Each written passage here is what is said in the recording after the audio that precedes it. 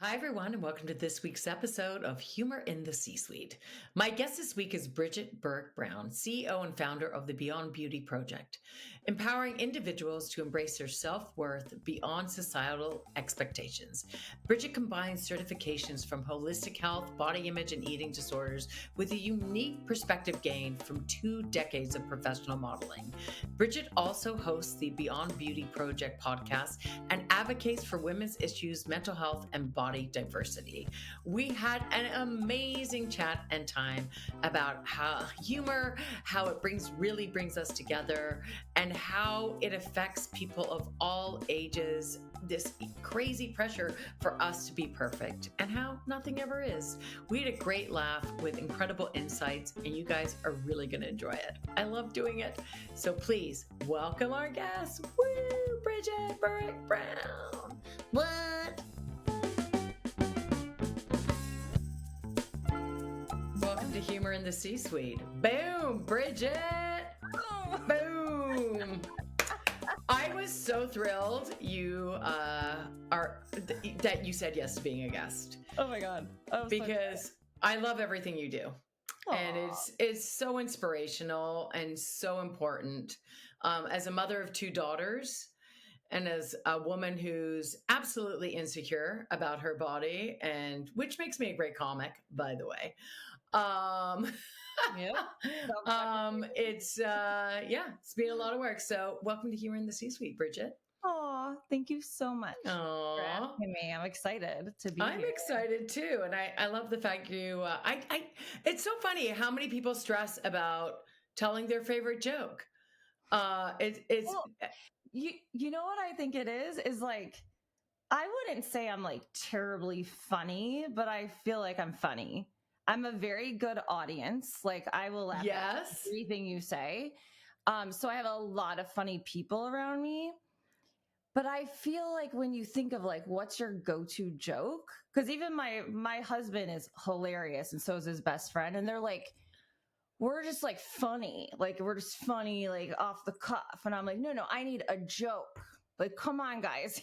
I think it's like the joke, So now for your entertainment, I have multiple jokes for you. Oh, I love it. Really well, let's start with one. Try it out. Right. They're so bad. Okay, you guys ready? You never know though, because this could be my like joke then, Okay, let's see. Okay. What do you call a guy who's really loud? What?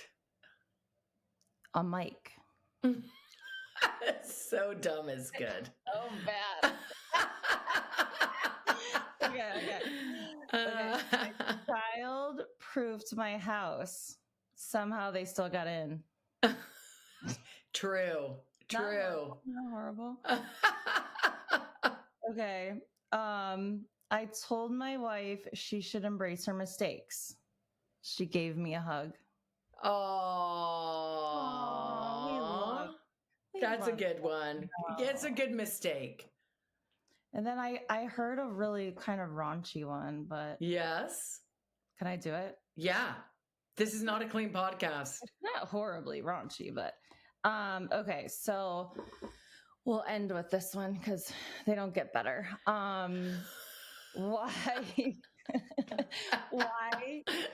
can't there be a pregnant Barbie? Why? Because Ken came in a different box. And we're done. And we're done. Woo, it's over with. You're good. Now we're just going to chat. Oh my gosh. I'm amazed how much it stresses people out. But you know what? I've had like Mitch Hedberg jokes.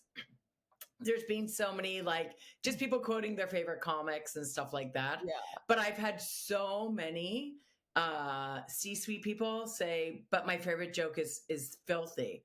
And I love the fact we all have to hide our like for filth. Why? Yeah. Why? Yeah. Let's just embrace our dirtiness as a society. I like that. Yeah. Let's do it. I gratefully wasn't that stressed out about it. But I had a lot of fun with it.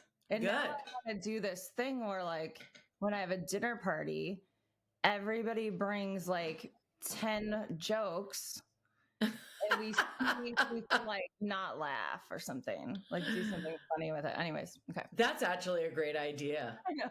Who the last to laugh wins the prize. I'll send you this YouTube video I found after where I got the inspiration from, and you'll see. I also brought my butt coffee cup for you. As I'm trying to. Oh, well, you know what's so funny? My daughter went. Did you get it from Brazil? No, I got it from Ben Beauty. They have this probiotic stuff that's called like Poop Good Look Good. Oh. It was the only coffee cup that was clean in my thing, but I was like, on a comic show. Bring the butt. Yeah, bring the butt. The butt has it. I actually have a really good new camel toe joke I've been working on. Ooh, tell us. Yeah, because so my daughter moved back home. I was an empty nester. And then my daughter moved back home and she's like, it's like we're roommates now. And I was like, oh, you know what I don't want in my 50s? Yeah, roommates. Yeah. Anyway, so she's back because they don't leave. They just come back with more people, right? Totally. But then I get great fashion advice. So I went up to her. Exactly. So I went up to her after a show and I'm like, look, I got to know, I'm going to a show. Do I have camel toe? And she's like, camel toe is in. I didn't know that. And she's like, yeah, you can buy stuff on Amazon to go in your knickers, just age myself by calling them knickers, to make your lips look bigger. And I'm like, I don't know if I swear to God. And I'm like, I don't know if it's fashionable, but I know I wear it every day. That's so good. But then is like, when he is bored at like a dinner party, he'll just start making like stuff up. And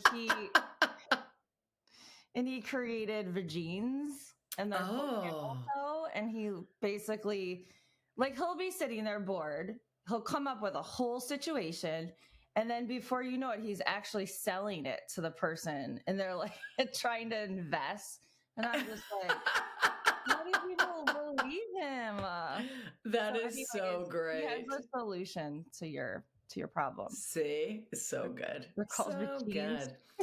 Oh my God, vagines. Vagines, yeah. Oh my God, to go along with your what was that drink? Good look good. Yeah. The probiotic. Gotta have the probiotics my God. I just read today because Kentucky Fried Chicken in I think 2018 had a crisis where they were like they ran out of chicken basically. So for crisis control, they put an ad in the paper saying, we apologize for running out of chicken because the chicken crossed the road but didn't make it to our restaurant. You want to know what's really funny is I actually had a go-to joke once in my life, but I was 7. Oh. And it was about a booger. And Let's do it. We're not doing that one. Really? Come on. It's really long and it's not. Oh, is it? Yeah, but I used to think it was so funny. Yeah. It's really did. Because then I'm like, what's that joke again? Then I'm like, so I tell it to my daughter and she's like, no, she's only 9. She's like, no, not funny, Mom. So I'm like, yeah. I was like, maybe I forgot a part. So I looked it up and I didn't forget about it. She just didn't think you were that funny. That is so good. Bad. Kids are, they're a hard audience and an easy audience. Yeah. It's so curious to me because sometimes I'll ask people, well, we'll get to that at the end. But okay, so I just let's rewind for a second because I'd love you to just tell people your story and where you come from, what you're doing, and all the good work. So people have just a reference to what's going on here. Yes. Okay. So I have a company, Beyond Beauty Project, and we are helping people embrace their self-worth beyond all the societal expectations. I focus a lot around beauty ideals and body image and the success ideals. I still do a little bit of modeling, but I was a model for 25 years, grew up in Michigan originally, and moved to sort of Miami, New York, Paris when I was around 19. We moved around everywhere. And and I landed in the modeling world. I was trying to make a better life for myself. I grew up, my mom had multiple sclerosis, and my dad worked like 70 hours a week as a welder. And, so I was going to college and I was helping pay for that by working full time. I was a secretary at Big Boy headquarters, Bob's Big Boy. And I had remember people told me I should model. So I tried it out, and next thing I knew, I moved, and I never kind of felt comfortable with the way we were constantly judged or told, to lose weight. I was told to lose weight right away. I came from like a competitive dancing background and had muscular legs. And, so throughout my long career, there was one time I really walked away, and I was a little bit of a disaster. I was partying. I was, getting skinny in all the wrong ways, and moved back home. And I said, I need to really just get myself grounded. And I kind of started studying sort of like holistic nutrition. I got certified as a personal trainer then. And a couple of years later, I went back to work, and I was like, okay, if I work as a model, I'm going to work at my size. And I told them. So I did that for a long time. And then I just had this, really hard time in my life where I lost my mom, my dad, my brother in under 2 years. And I went on to a string of miscarriages where I lost twins at 5.5 months.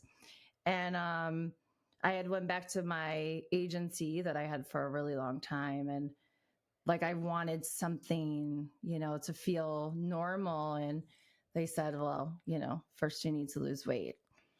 And I was 41, and I was a size 6, and I had a daughter. I was a size 6. Yep. I haven't been a size 6 since I was 2. No, I'll be a size 6 when I'm biodegrading. That is not. Then you will have one, though, Kate. That's right. That's right. So that was sort of my moment where Beyond Beauty Project kind of bloomed, because I got off the phone. I cried hysterically because someone told me I was too big. And I just thought, what am I doing? And I had a little girl. So I walked away a couple days later, and I started a podcast, and it's sort of grown into this really beautiful community. And I do workshops and keynotes, and we just launched, we're in the process of launching, but we have applications coming in for an ambassador program. And so it's really exciting. I love what I do now. Oh, I love that all so much. Yeah. I'm sorry for your loss, by the way, or losses, I should say. That's so intense. And it's, we always grieve to the extent we loved. That's what I say. Right. So, it's, I've been there. Anyway, it's not a grief podcast, guys. Skim over that one. Boom. We both start crying. Nah. And laughing. Laugh and cry. Oh, it's so good. But it is interesting because I do have 2 daughters, and I watch them struggle with all the standards of online, and I watch them go on, delete all their apps and then go back in and, try and keep themselves healthy, happy, and whole. And, and then I don't think I've been the healthiest, because I'm always like, I'm too fat, I don't fit anything, nothing looks good. And, you go through that panic. I have to go out and and I'm, a bit like a yo-yo. And especially after menopause for me now. And it's just like you have this whole world you feel like judging you. Yeah. And which, honestly, I've just always had to be funny anyway. So it is amazing that I found solace in jokes and, and connecting with people with humor. Yeah. So I just love the fact that you're doing this now. And do you have so are you using humor when you're dealing with these topics? I probably should more. But no, you should help me with that. I should help you with but that. I do think I do think if you can, I will laugh with myself. I'll use humor with myself. Oh, this is a great stomach or, Yeah. But I do think if we could bring, the pressure off of this perfectionism and see more of I don't know. I don't know how you would bring humor into your body so much, but well, I love that one woman, and I don't know her name, but she imitates all the models just with a normal body. Yes. Right? Yeah. She's hilarious, and all those sort of things. But I do think when you're dealing with do you find when you're dealing with your podcast, and obviously you have a team working with you now for the Beyond Beauty project, are you, when you have collaboration days or stuff with them, are you using team building exercises or anything like that with them? I would say we do. So one thing about my project is I feel like I'm healing along. Yeah. I'm healing so much by doing it, right? So I think our team building is really, we'll have these really nice conversations about something. Maybe it's a piece of content around aging or anything, embracing your self-worth. And then we it's like group therapy, you know? And we grow, and I've had a bunch of interns that have went through our program, and I feel like that's one of the biggest things they say is that they've learned, some tangible things around maybe social media marketing, but they also learn a lot about themselves. And I would say where maybe I bring humor is just yes, we have a mission, but we're doing social media or we're doing a podcast. It's not brain surgery. Let's keep it light. If we make a mistake, I'm the first one to laugh at myself. To the point where people are like, what are you laughing about? My girlfriend's like, you are the only person that can just sit there and then all of a sudden you're just cracking up, So I think a lot of that goes on. We're doing something that's so mission driven, and it's a movement really, and it's really needed, but how can we create something that is a little bit more serious? Because sometimes we're talking about eating disorders or of course we have to have moments of okay, we need to make sure this information is correct, the stats and the data is on point. But then maybe the next moment, there is a Celeste Barber video that we like just as much. That kind of reminds me, I said in the beginning, I lost my parents and my brother, and I had was I married to Jay yet? Had we? No, yeah, we had just gotten married, and my brother was really sick. And, we dealt with, it was something, I won't talk about the incident because this is a humor podcast, but it was something horrible. And it was the two of us together, and we were at my parents' house. My brother was there, and we were like, oh, we need to go on a walk and shake this off. And within 3 minutes, I was peeing my pants laughing at something my husband had said. And I remember thinking life's going to be okay, that was one of the worst things I will probably ever experience. Now I'm laughing with somebody that I love, so I remember really that being like this moment of like, God, you got to keep laughing. You Yeah. really do. I have a prerequisite. How do I say that word? Prerequisite. Now for like friends, I'm like, are you funny? That's their job interview. Like, How funny are you? You're like, can you laugh at yourself? Yes. Because I think it's important just to be able to like, not, you don't have to be like self-deprecating, but like you probably have much more thoughts on this than me, but like, can you lighten it up, Yeah. Well, I find the self-deprecating is great when you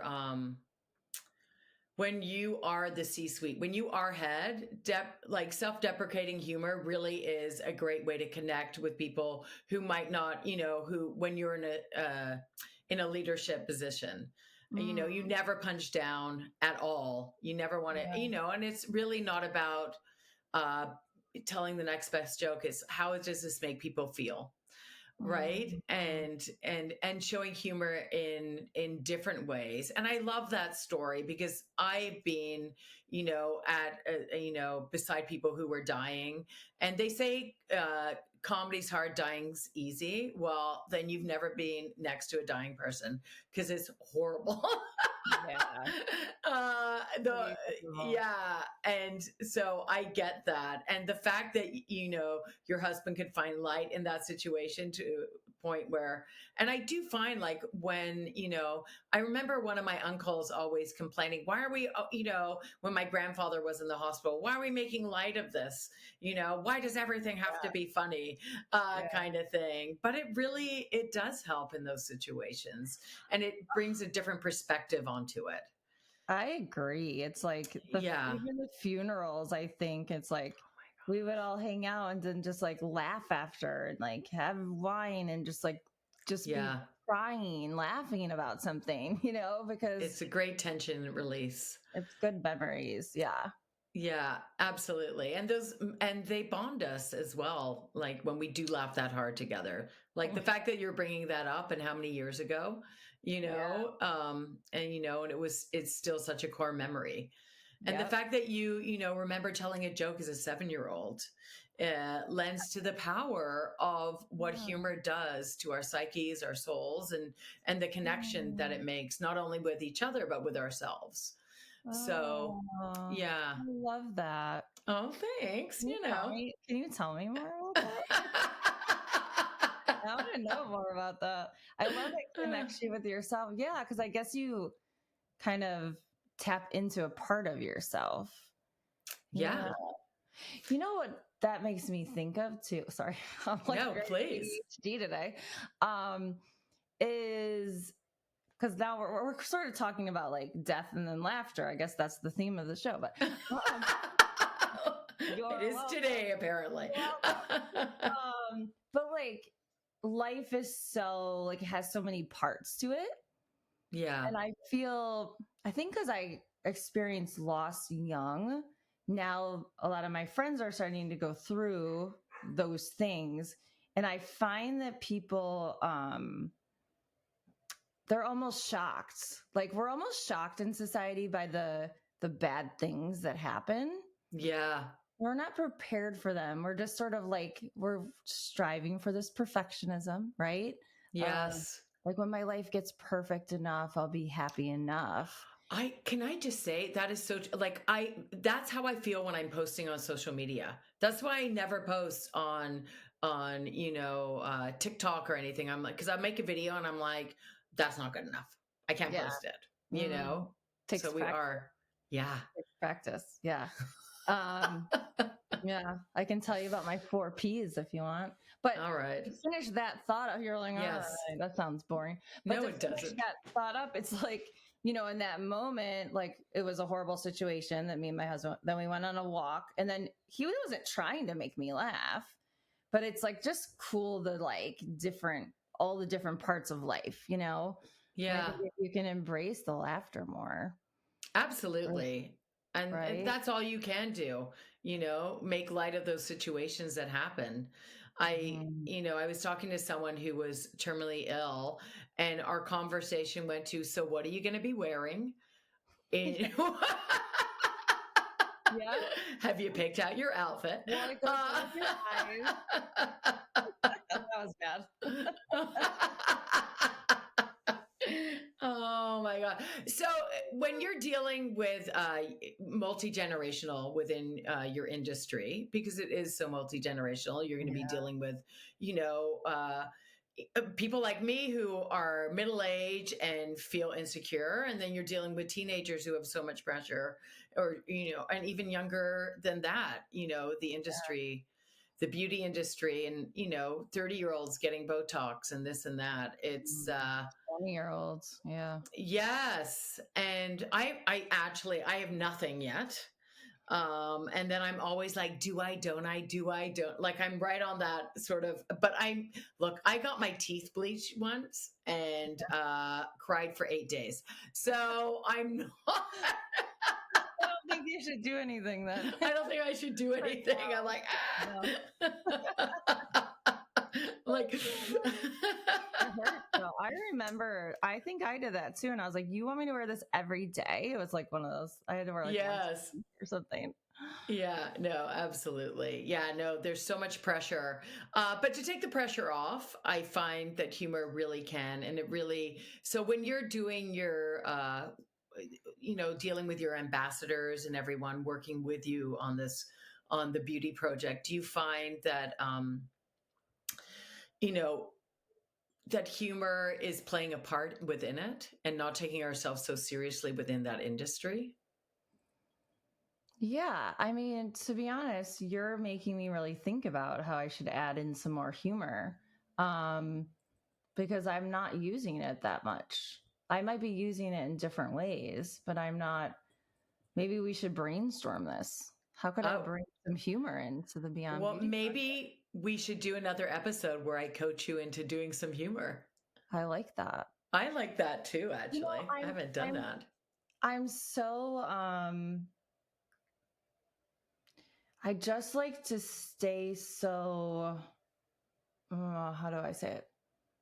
I really want to honor everybody's path in their journey and where they are, because I think I love like the Celeste Barber thing. Yes. Because it's really funny. I don't know if I know of anybody doing anything funny, because I think it can be such a sensitive subject and that people they're struggling. They're struggling. Absolutely.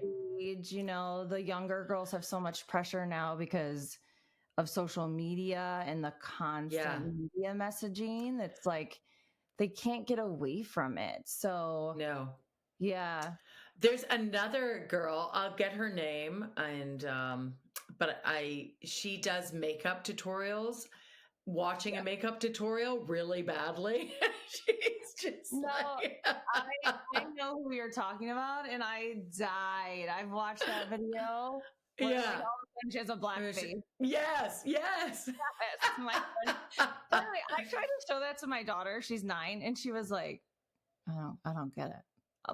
No. Kids are very literal. They're very literal in their humor. They don't get sarcasm or nuance. So they're older. But they will. But I do. So there are people playing within the industry and making light of it and all that, which I think is really important in such a huge industry. And I do think there's just as much pressure on men nowadays. And, I mean, it is a gender, definitely more on women, but I know, just from having a son and knowing the pressure, seeing him under pressure as well. And just really loving yourself, and humor has done that for me. Humor has allowed me to do that, because I spent my whole childhood hearing I should get a nose job, or hearing, and it just always thinking you're not good enough.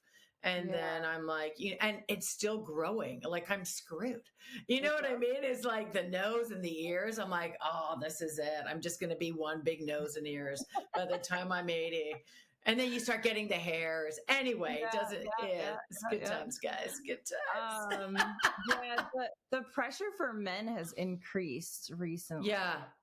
But obviously, I do think women have more pressure, especially in like corporate America. Yes, absolutely.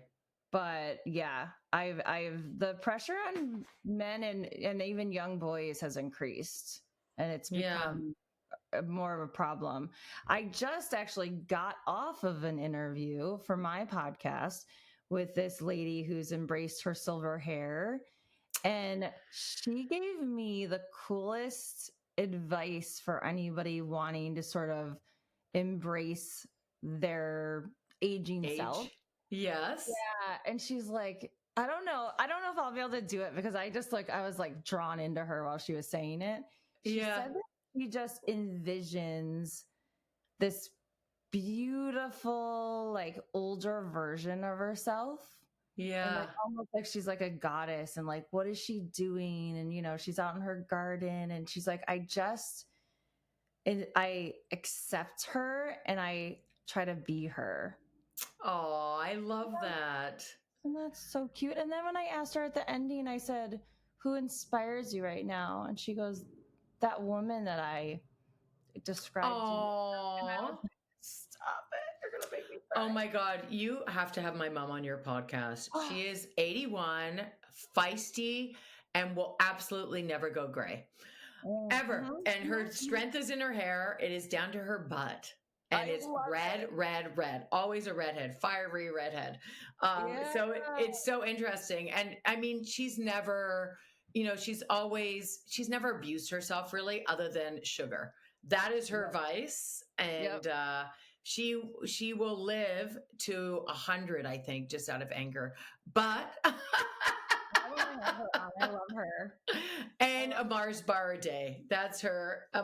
Yeah. She's never cooked for me. A Mars bar a day. Wait, a Mars bar. Yes. Yeah. Never cooked for you. That sounds like me. Oh my gosh. My mother, her oven is just full of snacks. She hasn't even turned it on in years. Yeah. My oven in New York City used to be full with Converse high tops, and I almost burned down my apartment one time when I decided I was going to cook for my new boyfriend. Oh my gosh. That is so great. That's a great story. Yeah. I'm like, I have to text him and tell him we have to go out too. Oh no.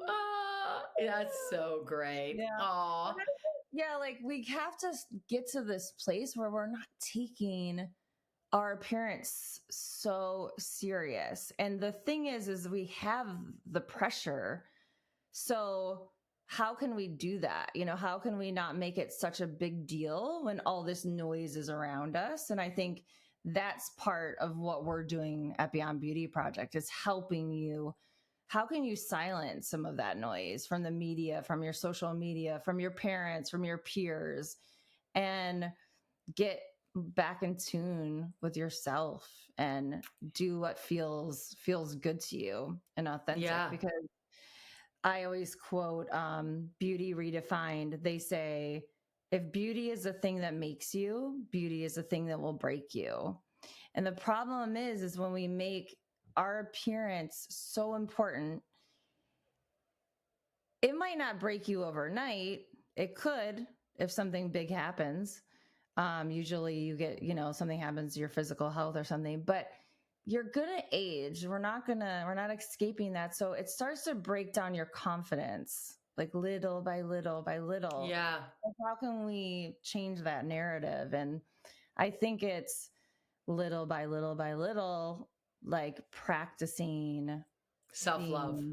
And just being with ourselves as we are and embracing that ourselves fully. I love that. I love that because, as you know, what a gift it is to age, first of all. Yep. We forget that. Yeah, absolutely. And second of all, like my husband and I, it's so interesting aging together because I've been with him since I was 21. Oh, yeah. And we're 35 years in. We've been very different people. He's seen me at my best. He's seen me at my worst. And, I laugh now because we used to run to bed to make love. And now we run to bed to try and fall asleep before the other starts snoring. Seriously. And then I joke, I'm like, I don't need to shave anymore because he needs readers and he can't see anything anyway. So there are benefits. There are definitely places where you can find humor in those situations and really embrace all those funny, funky moments of, of where you're at in your beauty career and what's going on, whether you choose to go gray or choose to keep your hair color, or, and all those things. And I love what you've been doing with all that. And just like, and you're so inspirational, and it's really and also you're just so funny, the fact that you're just wanting to be goofy and having what best compliment I think I've ever gotten. And it's down.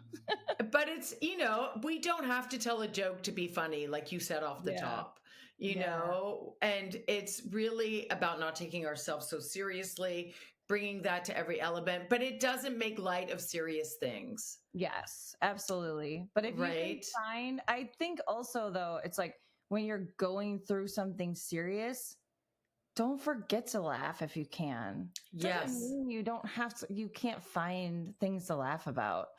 Because when I tell that story with my husband, sometimes I'll say, like, it wasn't like inappropriate for him to make me laugh. Because I don't want people to like judge him that he made me laugh. But now I've cut that part. But I think it's like, don't forget to laugh when you can. Because you know what? Life is hard. Yeah. Or like work is hard, or being in the C-suite is hard. So how can we make it more fun? Yeah, and make ourselves more approachable and more, vulnerable in a healthy way. Laughing at our our looks or this or that is just I mean, I used to just get my eyebrows waxed. Now I'm like, can you just do my whole face, please? Just do it all. Because I was asking my friends, I'm like, so now I have to have a funny story too. Yes, you do. Let's do it. Oh God. Dude, I didn't. Okay. So anyways, this isn't the story, but she goes, well, you should tell the story about how you walked around New York City and your eyebrows were orange and you didn't know. And I was like, about that. She goes, and then, so basically it was like, what happened? I was really in. So apparently if you get self-tanner on your eyebrows, over time, they will turn orange.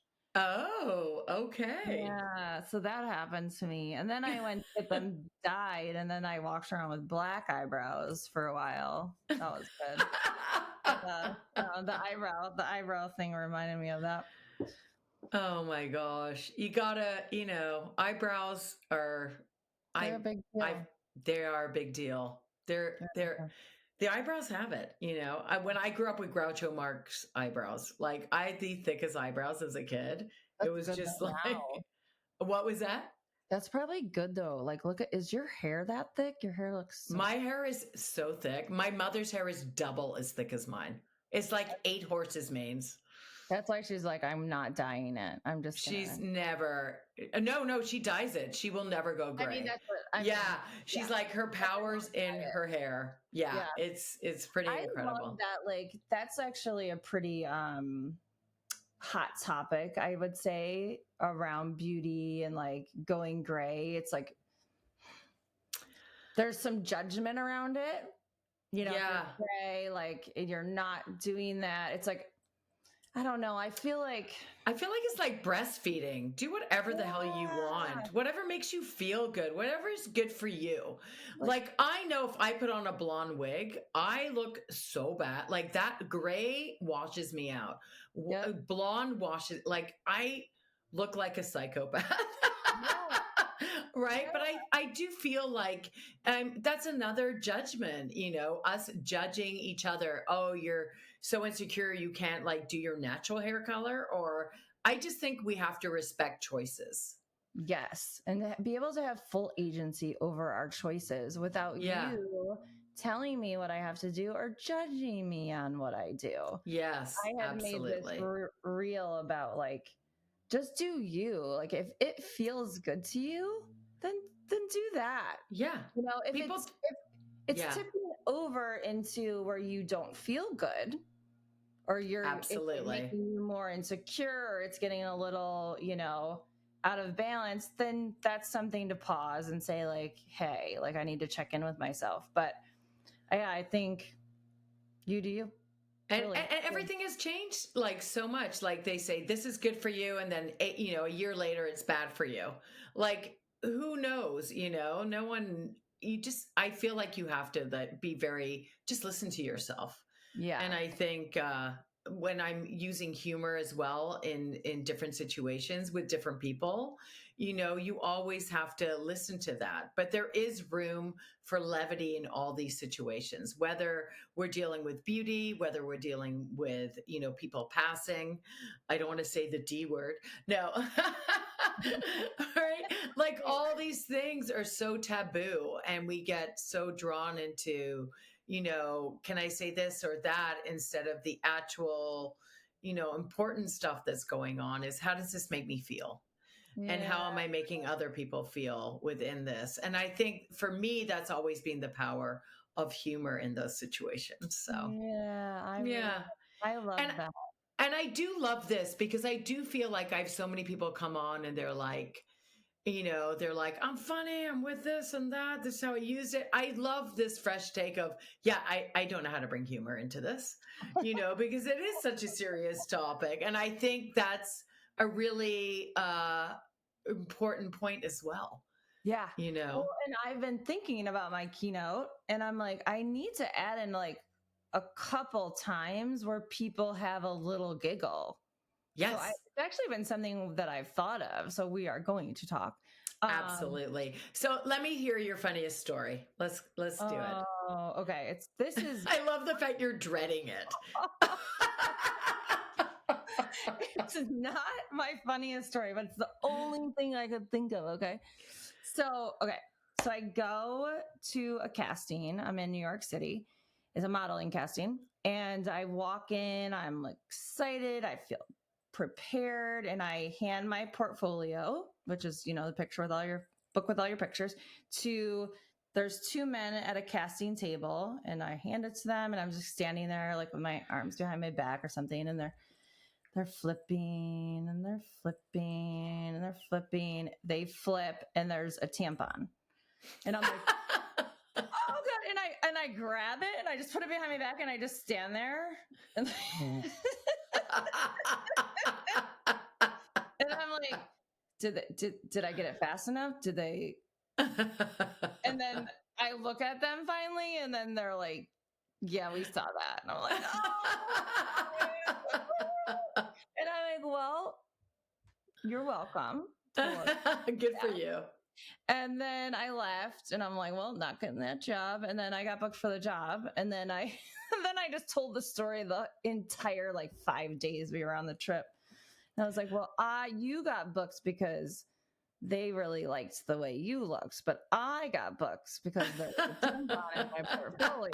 So you can get things a couple different ways. Get to things a couple different ways. I love that. That is so great. How old were you? I was 27 or something. Yeah, it's brutal. It's so, because that never happens. No. I thought I was actually looking, because sometimes when they're looking at your book, you're kind of like, you know. It couldn't be any more awkward. I couldn't imagine someone listening to my jokes going, while I'm standing there, listening to my comedy album. That just sounds brutal. Yeah, you get good at it. But thank God I was kind of paying attention, and I just grabbed it there. That was the funny part. I was just like, do you ever miss modeling? So I miss the connections. I miss the laughter. We laughed a lot. When the sets that I liked and the teams that I liked, and that were there was one team that I worked with a lot, and the stylist was just a hoot. I mean, we would end up doing choreographed dances and fun. Made it fun, and we were laughing. I miss the connection. I miss laughing on set. I miss finding out like what people are listening to or reading or learning. I don't miss any of the judgy. Like, oh, I don't fit into those clothes or of course. I don't miss that. But I miss I miss the connections. The creation. Sometimes it's like you create this really cool image and everybody, collaborated on it. Yeah. That part's really it's definitely you always think, on the sidelines when you're not a model, like how silly that job is, and oh my god, anyone could do it. They were just born with good looks. And then you try it and you're like, oh my god, this is so much work and so hard. It is. Really is. Like just getting headshots done and me smiling. I'm like, poor guy. Oh my god. It is a whole, there's a whole talent to it for sure. Yeah. And you get better as you do it more, like anything, which includes looking for where things are funny and just noticing them. And that's a great way to start bringing humor and more humor into, what's going on in your world. Because we find what we're looking for. Yeah. Right. So, yeah. Totally. I think one of the first videos that went sort of viral with this, like women really embracing their cellulite, stretch marks, dimples, whatever, was Megan Rose Lane. And she had done a video. She was in her bathing suit and she was like just shaking, but she slowed it down. It's already funny in my head. And then she put it out. Like, I think for some it was hilarious and some were just like, what? Like, how could she do that? Absolutely. It was shocking, so. Yeah. Oh, I love all of this. Bridgett, thank you so much for being a guest today. I so appreciate your time and the beauty project. Like, honestly, it's, I should say Beyond Beauty Project. Beyond Beauty Project. And honestly, thank you so much for being a guest on Humor in the C-Suite.